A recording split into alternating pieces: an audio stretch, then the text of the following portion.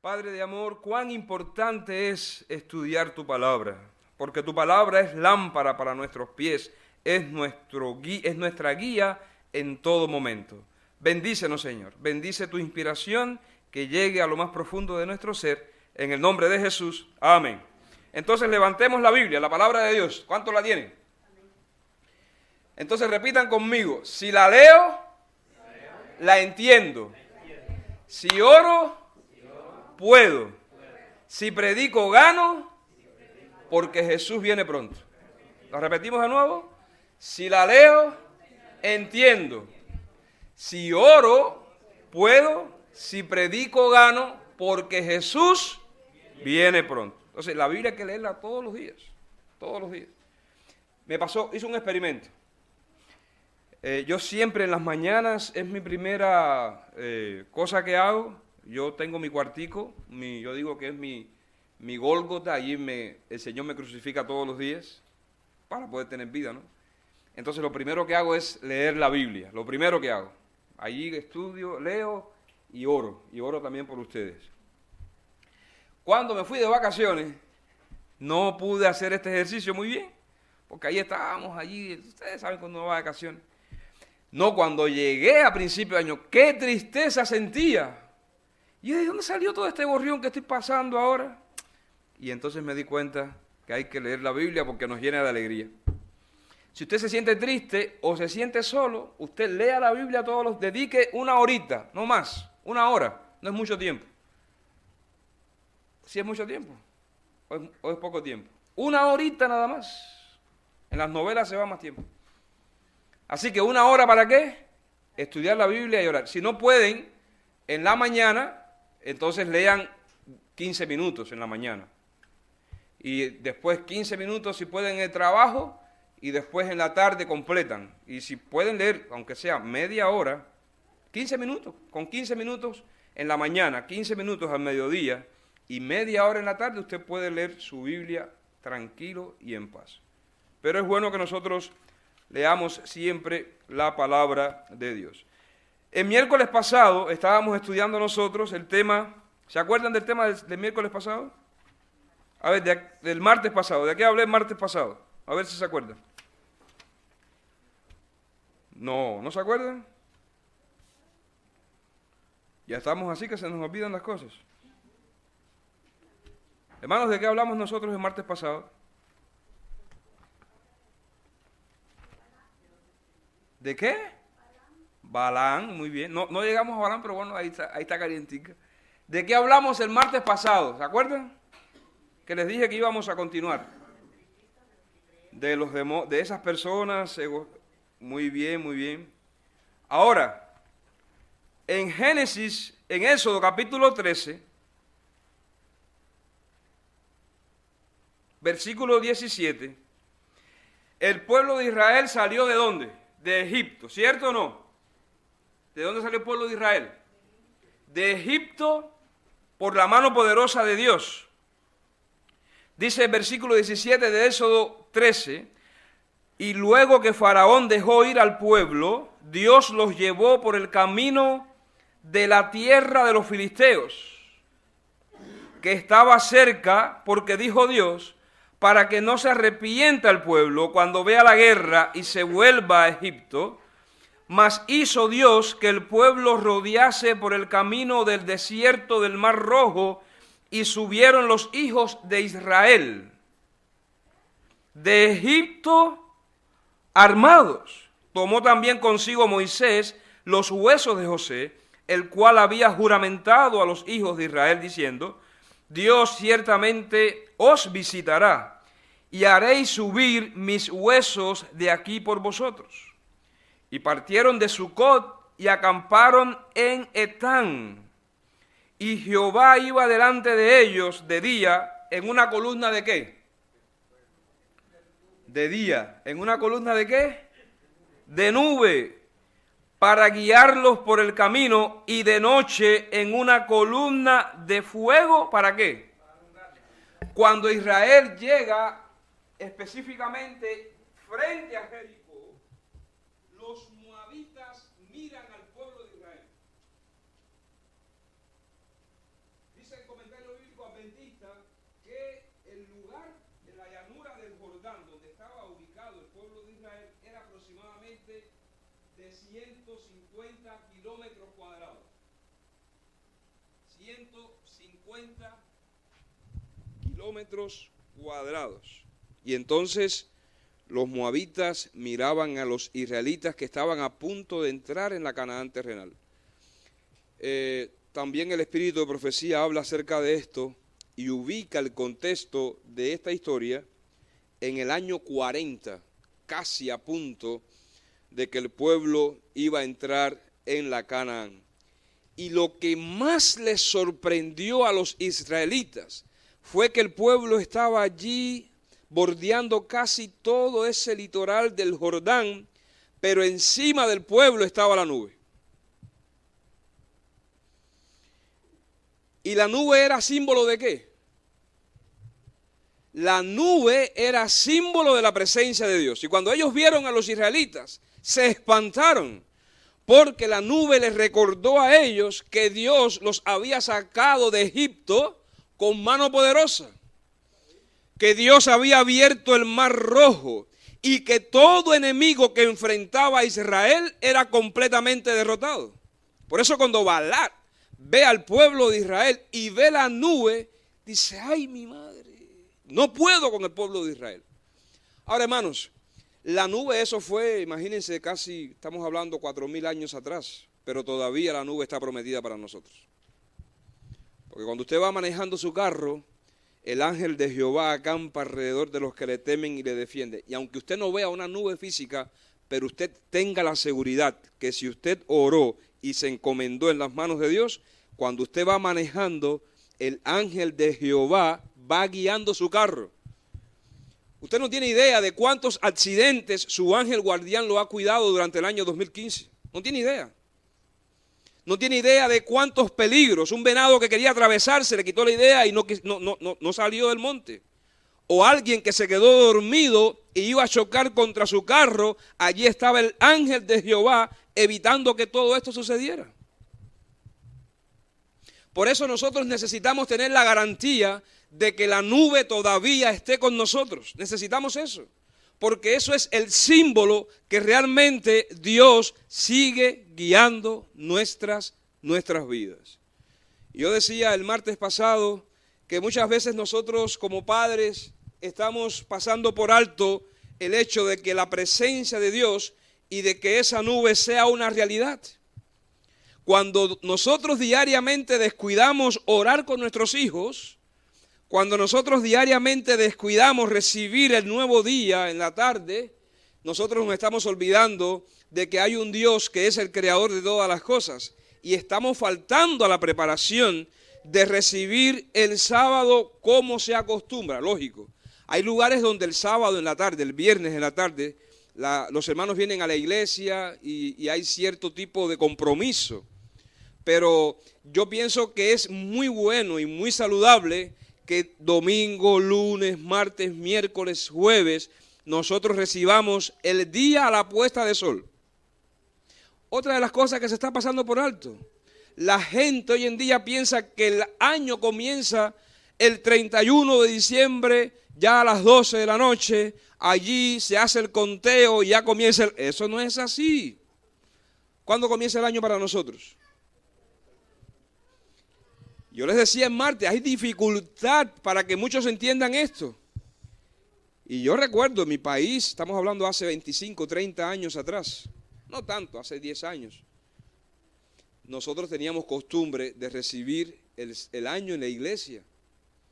Se preparaba un vestido las mujeres, allá no hay mall, bueno, ahora creo que sí, pero allá las mujeres cosían sus vestidos. Yo estuve en Florida ahora en casa de una de las hermanos de la iglesia y me hacía recordar que se hacían unas sayas plisadas.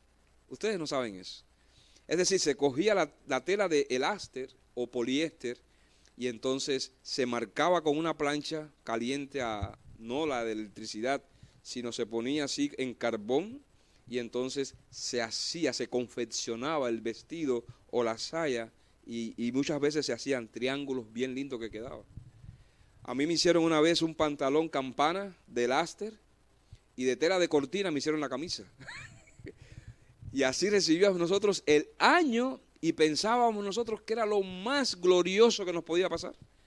Cuando uno llega aquí, vamos a recibir el año en la iglesia. La primera vez que llegué, el año 2005, yo dije, no, la iglesia va a estar llena, música, un programa interesante. No, hermano, 2 o 3 personitas allí. El pastor tuvo un temita, una oración y vámonos para la casa. Y dije, pero ¿y esto qué cosa es? Se está perdiendo esa costumbre bonita e interesante. Ahora, si nosotros no les enseñamos a nuestros hijos que el día comienza a la puesta de sol, llegará un momento que el sábado dirán, no tiene tanta importancia el sábado. Por eso nosotros necesitamos garantizarnos de que la nube todavía esté sobre nuestro hogar, sobre tu casa. Dios puede mandar a sus santos ángeles sobre tu casa y muchas veces hay ladrones que han intentado llegar a tu casa, hay ladrones que han querido robar y simplemente porque han sentido la presencia de un ser superior ya no lo han hecho.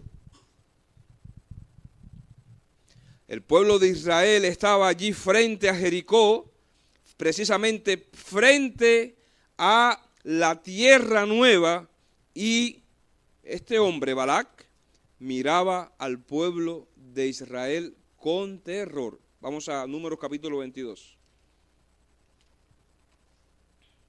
Números capítulo 22. Y entonces, como todo estratega militar, él preguntó y dijo, bueno, ¿y ahora qué yo voy a hacer? Si ahí está Israel, Jehová está con Israel, ¿qué yo puedo hacer? Y entonces dice el capítulo 22 de Números, dice entonces, dijo Moab a los ancianos de Madián, ahora lamerá esta gente, versículo 4, todos nuestros contornos, como lame el buey la grama del campo, y Balac, hijo de Zippor, era entonces rey de Moab. Yo estaba buscando el significado del nombre de Balac. ¿Y saben qué significa el nombre de Balac? Dice que significa saqueador, devastador, de la raíz, dejar asolado. Eso es lo que significa Balac. Es decir, él quería saquear al pueblo de Israel. Él quería devastar completamente al pueblo de Israel. Cuando midió fuerza militar, no podía. Entonces dijo, buscaré un hechicero. Así fue como dijo Balac. Buscaré un hechicero. Y entonces fue que en el capítulo 22, versículo 5 de Números, por tanto envió mensajeros a Balaán, hijo de Beor, en Petor, que está junto al río en la tierra de los hijos de su pueblo, para que lo llamasen diciendo, un pueblo ha salido de Egipto y aquí cubre la faz de la tierra y habita delante de mí. Ven pues ahora, te ruego, maldíceme este pueblo. La pregunta es, ¿conocía Balaán al pueblo de Israel?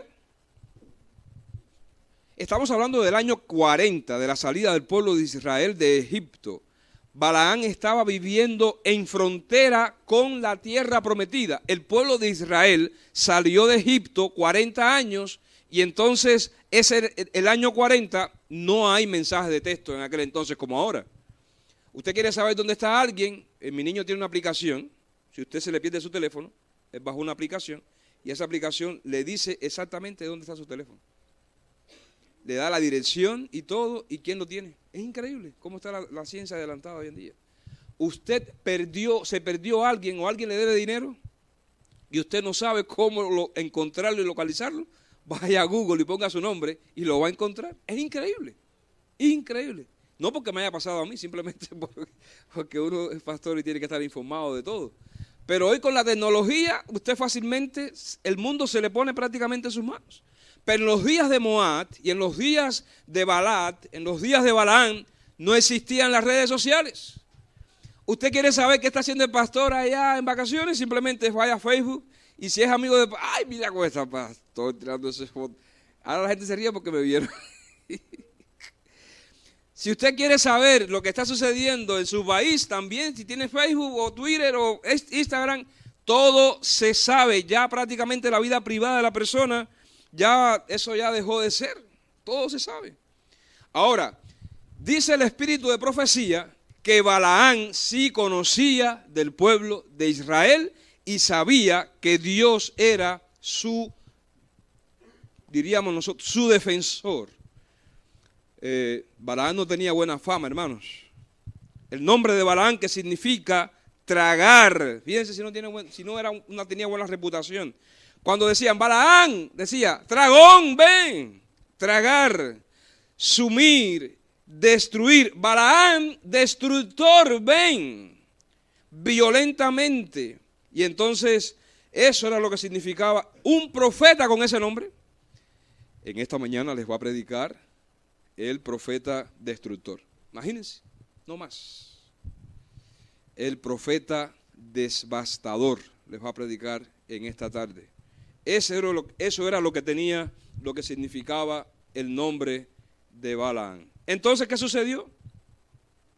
Fueron los ancianos de Moab y los ancianos de Madián con las dádivas de adivinación en su mano, y llegaron a Balaán y le dijeron las palabras de Balac. Él les dijo, reposad aquí esta noche y yo os daré respuesta. ¿Qué quería decir Balaán?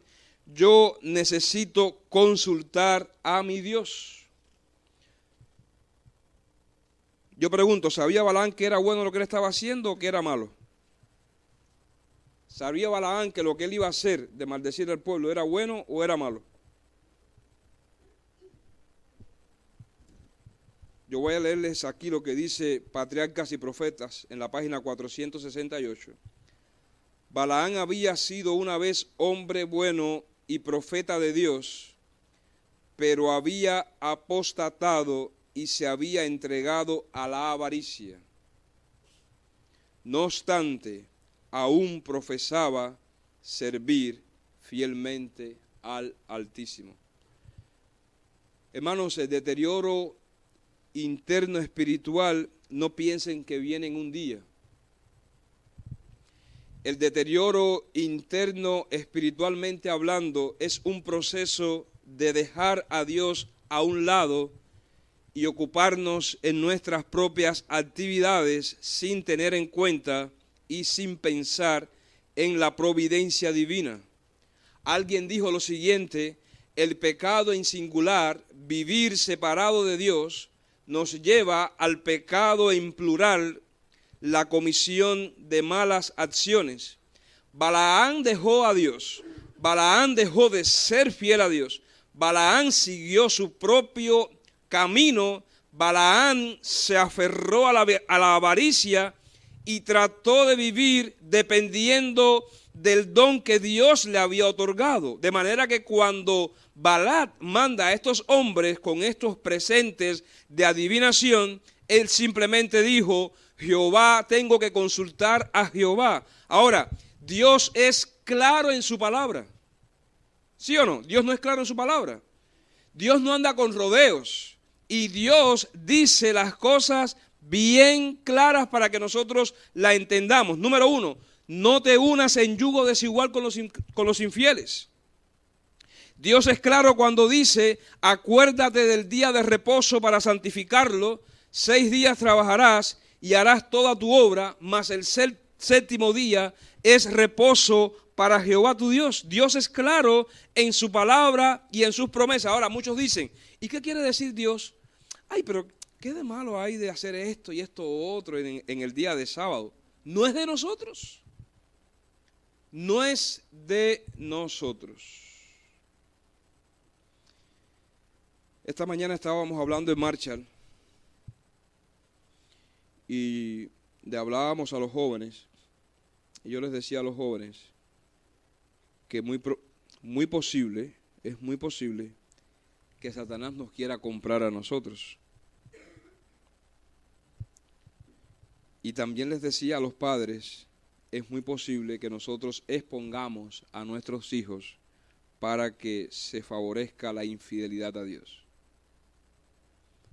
Es triste decir esto, pero en las escuelas hay muchos programas para que nuestros hijos estén entretenidos, como por ejemplo el deporte. No es malo hacer deporte, pero como ellos ven en tu muchacho un futuro prospecto para el deporte, ya sea soccer, ya sea básquetbol, ya sea cualquier tipo de deporte, simplemente lo apuntan en un deporte en la escuela. Ahora, al apuntar al muchacho en un deporte de la escuela, usted está exponiendo a su hijo o a su hija para que deje de venir los sábados a la iglesia. Porque mayormente los torneos estos son viernes y sábado. Él puede practicar el lunes, él puede practicar el domingo, el martes, miércoles, pero muchas veces como el muchacho le echa ganas y dice, no, esto le he puesto todo mi corazón, y como le sale ese sentimiento de patriotismo con los otros compañeros, fácilmente es tentado para asistir a estos eventos en el día de reposo, y tristemente los padres ponen a sus hijos ante Molot, porque cuando usted coopera con su muchacho y el muchacho insiste y usted cede para que él vaya a la escuela o a algún deporte en el día sábado, usted está abriendo la brecha de la apostasía en su propio hijo. Yo le decía a los padres allá, hoy en la mañana, sea fuerte con sus muchachos. Hoy en día se requiere de fortaleza grande si nosotros queremos mantener a nuestros hijos en los caminos de Dios. Pero lo que más tristeza me da es lo siguiente, hermanos. Balaam por unos centavos, porque él dijo, miren, Dios me ha dicho que no vaya. Dios me ha dicho que no vaya. Entonces se fueron estos hombres a Balac y Balaam los volvió a mandar con otra cantidad mayor. Tal vez esta primera vez le mandaron a Balaam $1,000 millones. Y alguien tiembla cuando le ponen en sus manos $1,000 millones. Estaba mirando las noticias y decían de la lotería esa que estaba por ahí sonando, de casi $1,5 millones. $1,5 billones. Oye, pastor, $1 billón. Y hasta algunos estaban comprando tickets, hasta no más. Y muchos, todos los ahorros que tenían eran invirtiéndole en eso para ver si se ganaban la famosa lotería. Lógico, yo no se lo recomiendo a ningún hermano de la iglesia, porque al final de cuentas ese dinero no es bendecido. Y lea la historia de las personas que se han ganado la lotería para que ustedes vean cuánta tragedia han pasado. Y entonces alguien puso en Facebook, ay, permíteme que yo me gane la lotería para sacar el diezmo. Imagínense qué cosa, qué barbaridad, hasta dónde hemos llegado nosotros. Y otro pastor entonces fue a una iglesia en el baño y encontró 3 tickets. Imagínense, hasta los seres humanos. La tentación es mucho, y más cuando hay un problema de economía como se está enfrentando cualquiera, $1,5 billones, wow. Pero hermanos, muchas veces te van a poner no $1,5 billones. Hay veces que van a poner delante de nosotros $8 para que tú trabajes en sábado. ¿Y qué vas a hacer? Es triste lo que estoy diciendo, pero es la mera realidad. Ahora, yo sí te digo algo. Jesús nos ha puesto a todos nosotros un precio que nadie puede pagar. Yo le digo a las muchachas jóvenes de la iglesia, 15, 14 años, Cristo te ha puesto un precio altísimo para que nadie lo pague. Porque nadie puede compararse o nadie puede ofrecerle a alguien vida eterna. Nadie lo puede ofrecer. Entonces Cristo a todos nosotros nos puso un precio inmenso, vida eterna, sangre del divino Jesús. Porque eso fue lo que hizo Jesús en la cruz de Calvario. Al morir Jesús por ti, Jesús puso un precio sumamente elevado. ¿Me dijiste que tu nombre es? Emma. Cristo puso un precio por ti que nadie puede pagar. Nadie. Es su bendita sangre que te limpia de todos los pecados. Y como Cristo nos ama tanto y puso el precio allá arriba que nadie puede alcanzar, ¿cuánto das? Ese es el caso de la historia de Oseas. El mismo Jesús le dice a Oseas, búscate una mujer ramera. Y la imaginación de algunos llegó a tal punto que Oseas llegó a un lugar donde estaban subastando mujeres. Y alguien dijo, yo doy por ella 10 pesos. Oseas decía, yo doy 15 pesos por ella. Otro venía y decía, yo doy 20. Oseas decía, yo doy 25 por ella. Una mujer de la vida era lo que estaba allí.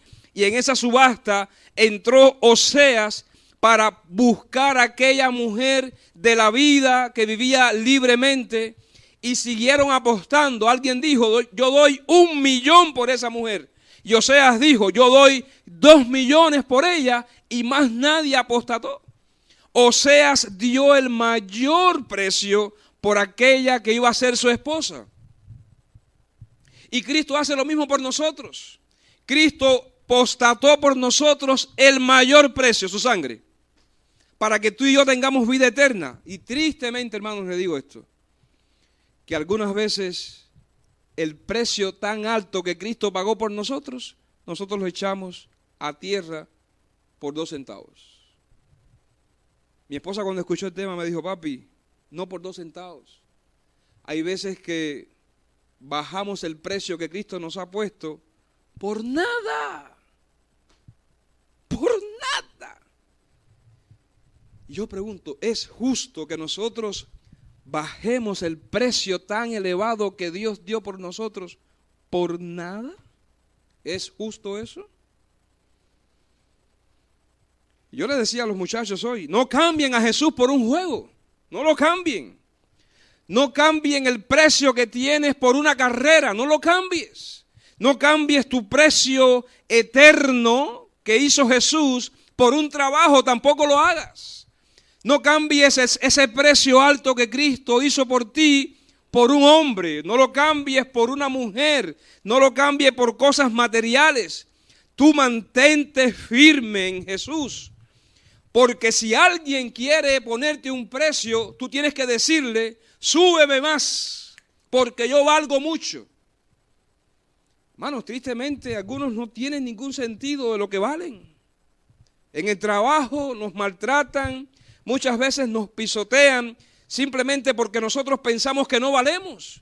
Y tú tienes un precio bien alto, altísimo. Entonces, si tú tienes un precio alto, elevadísimo, tú tienes que vivir en conformidad a lo que tú vales. Hay veces que tú estás vendiendo algo y estás apurado porque quieres salir de eso. Y como tú no tienes idea de lo que tú tienes ni lo que tú vales, te dicen, vale $100. Y tú dices, no, está bien. Súbele a 200. Súbele. No, pero es que nadie me lo va a comprar. Así pensé, nadie me lo va a comprar. No, súbele. Dile, Señor, tengo una necesidad, te quiero vender esto. No, 100 no, vale $200. Pero tristemente, en estos asuntos, muchas veces tenemos que aprender mucho. Balaam por unos centavos, tal vez sean bastante lo que le dieron, pero nada es comparado con la salvación y la vida eterna, nada es comparado con la integridad. Y sabes, Dios necesita hoy mujeres y hombres que no se compren ni se vendan.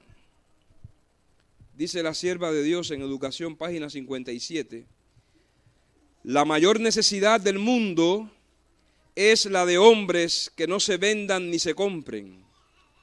Hombres que sean sinceros y honrados en lo más íntimo de sus vidas. Hombres que no teman dar al pecado el nombre que le corresponde. Hombres cuya conciencia sea tan leal al deber como la brújula al polo.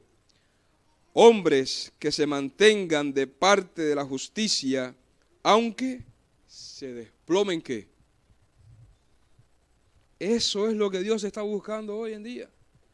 Dios mira por un lugar específico hacia la tierra y dice, estoy buscando a alguien con estas características. Balaam no las tenía, hermanos. Así que en el versículo 21 del capítulo 22, así Balaam se levantó por la mañana y enalbordó su asna y fue con los príncipes de Moab. Imagínense ustedes. Ok, yo no valgo mucho, yo no tengo un sentido correcto de lo que es un profeta, yo soy un corrupto, yo soy un hombre débil, yo no sirvo para nada. Y fue él tras la propuesta y el precio que Balac le había dicho.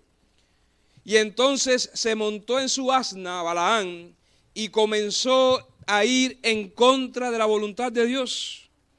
Este año 2015 no sé en cuántas asnas nosotros nos montamos.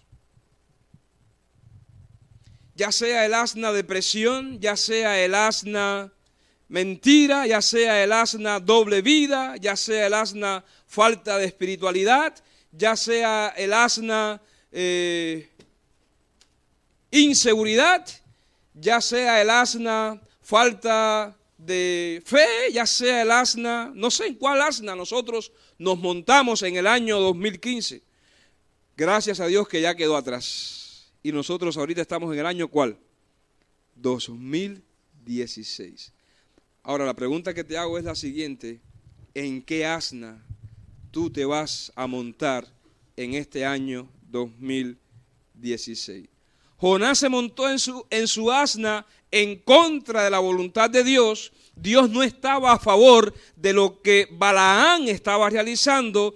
Dios le dijo a Balaam, no vayas. Si Dios le dijo en algún momento, ve y dirás lo que yo te digo, esto se llama gracia extendida de Dios, gracia de misericordia, mayormente se puede llamar así, porque muchas veces nosotros somos tan tercos en nuestras decisiones. Hay veces que nosotros queremos formar e ir por nuestros propios caminos, que muchas veces pasamos por alto la voluntad y el propósito de Dios. Por lo tanto, aunque él se montó en esta asna, él sabía dentro de su corazón que no estaba haciendo la voluntad de Dios. Y cuando uno no hace la voluntad de Dios, uno es la persona más infeliz del mundo. Ahora, yo estaba leyendo la Biblia y cuando estaba haciendo el tema, me hizo recordar de algo. Jesús también se montó en un pollino. Llámele asna, pollino, es la misma familia de los equidos, de los equinos, de los equidáceos, pero es la misma familia. Es decir, todo lo que sea animal de carga, caballo, burro, pollino, todos pertenecen a la misma raza. Y Cristo también se montó en uno. Vamos allí a Lucas capítulo 19, para que ustedes vean.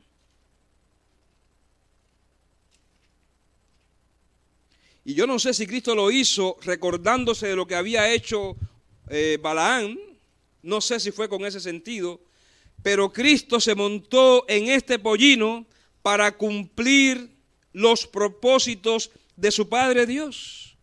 Dice la palabra, dicho esto, iba adelante subiendo a Jerusalén, y aconteció que llegando cerca de Betfagé y de Betania, al monte que se llama de los Olivos, envió 2 de sus discípulos diciendo, id a la aldea de enfrente, y al entrar en ella hallaréis un pollino atado en el cual ningún hombre ha montado jamás, desatadlo y traedlo.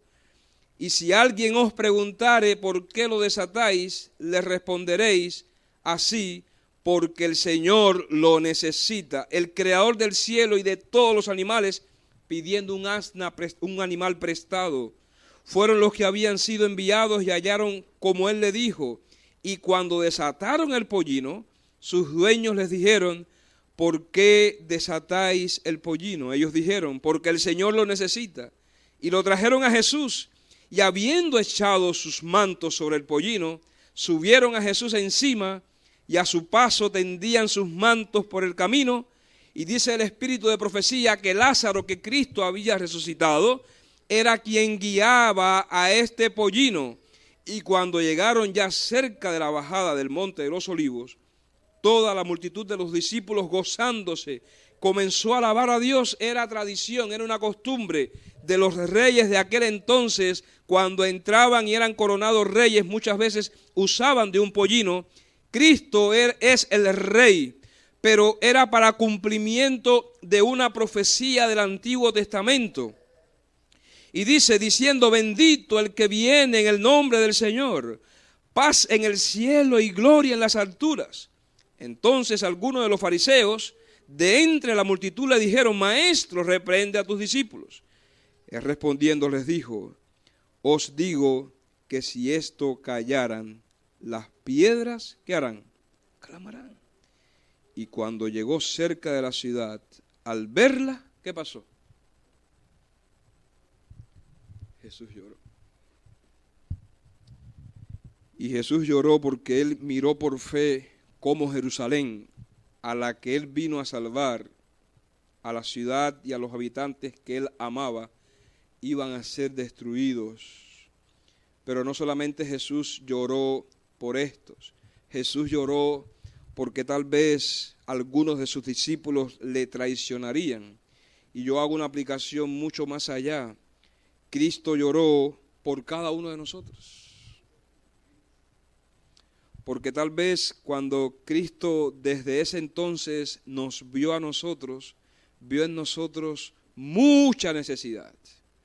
Y Cristo lloró porque Él dijo, mi iglesia tiene mucha necesidad, pero yo soy el que soy y vengo para suplir cada una de sus necesidades. Cristo llora cuando nosotros vamos en contra de su propia voluntad.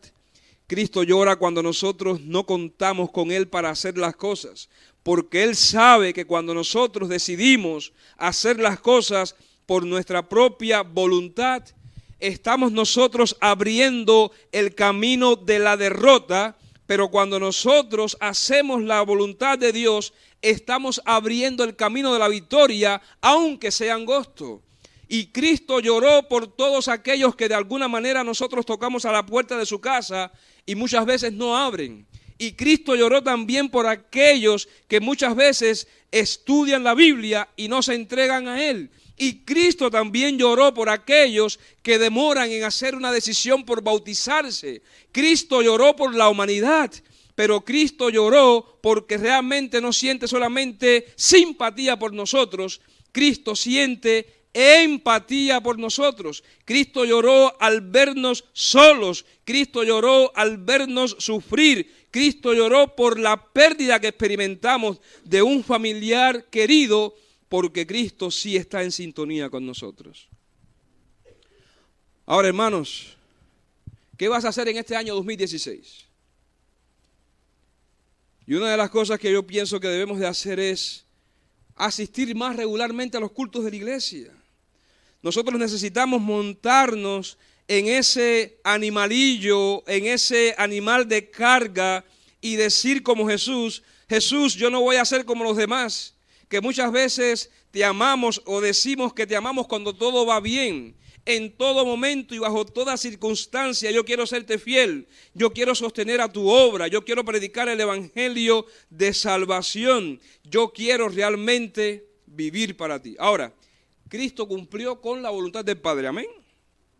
Cristo realmente fue montado en este pollino, Cristo realmente fue crucificado en la cruz, pero lo que más me llena de gozo es que Cristo vendrá por nosotros muy pronto. Yo te pregunto en esta tarde, ¿estás dispuesto a ir ya, de hecho, a los brazos de aquel que viene a salvarte? Y Cristo no va a venir ahora en un pollino. Cristo va a venir ahora como Rey de Reyes y Señor de señores. Dice que cuando Él venga, todo ojo le verá. Y aún dice, y aún aquellos que les traspasaron. Querida iglesia, ¿qué piensas hacer con Jesús en este año 2016? ¿Qué piensas hacer con Jesús? Él dio su mayor sacrificio, hizo su mayor sacrificio, hizo su mayor esfuerzo y te dio el mayor precio. Ahora, ¿qué precio tú le vas a poner a Jesús en este año 2016? Judas lo vendió por 30 monedas de plata. Por lo menos le sacó algo. Pero nosotros, ¿qué precio le estamos poniendo a Jesús? ¿O por qué estamos cambiando a Jesús? ¿Por cosas que no tienen sentido? Nunca yo había ido a Washington, nunca había ido, aunque era mi sueño. Algún día yo voy a estar ahí frente a la Casa Blanca, aunque no me dejen entrar, pero por lo menos voy a estar allí. Y se siente bonito, porque uno se siente una cosa así de que es algo grande aquello. Vive allí el hombre más poderoso humanamente hablando de este mundo. Vive su familia allí. Detrás está el edificio donde se hace la impresión de los billetes que circulan en este país y en el mundo entero. Al otro lado está la biblioteca Bush y así sucesivamente. Hay cosas que impresionan a uno. Pero cuando yo me acordé en ese momento de Jesús, digo, esto no es nada. Después fuimos a Nueva York, pasamos varios estados, fuimos a Nueva York, la capital del mundo como se conoce. Y allí vimos todos aquellos edificios, vimos la importancia, no la importancia, sino vimos cómo la gente le daba importancia a una ciudad donde está rodeada de edificios, de gente poderosa. Pero también vi mucha necesidad y personas que no tenían ni dónde vivir. Y ahí marcó un contraste gigantesco entre la capital del mundo, uno de los lugares más poderosos de este planeta Tierra, y también vi en ese lugar supuestamente más poderoso del planeta Tierra, vi a gente sin tener comida. Al otro día en la televisión salieron una brigada de personas que viven en esa ciudad de lo que botan. Y viven también en el sótano, en los subterráneos, en la calle, hermanos. Y yo digo, esto no es lo que Jesús me está ofreciendo a mí. Cristo cuando venga no va a haber homeless, no va a haber personas necesitadas, ni hambrientos, ni personas tristes. Cristo cuando venga va a traer su gloria y todos nosotros vamos a estar felices no por un día ni dos, sino por toda una eternidad. Pero hay veces que la matemática nos falla, hermanos. Y entonces estamos haciendo comparación. No hay comparación al tú aceptar a Jesús como tu Salvador. No lo hay. Todo es ganancia. Aunque aparentemente tú pienses que estás perdiendo, cuando tú te entregas a Jesús, todo es ganancia. Entonces, ¿qué vamos a hacer nosotros en este año 2016? ¿Cuántos están dispuestos a montarse en el mulo de la fe? En el caballo del poder de Dios y decir, en este año yo quiero servir a Dios con integridad de corazón. Quiero verlos de pie todos aquellos que quisieran en este año 2016 decir, Señor, cuenta conmigo. Yo no voy a ser como Balaán que te dio la espalda, que lo compraron, le pusieron precio, Señor. Mi precio es bien alto. Y para concluir, vamos a cantar ese himno 372.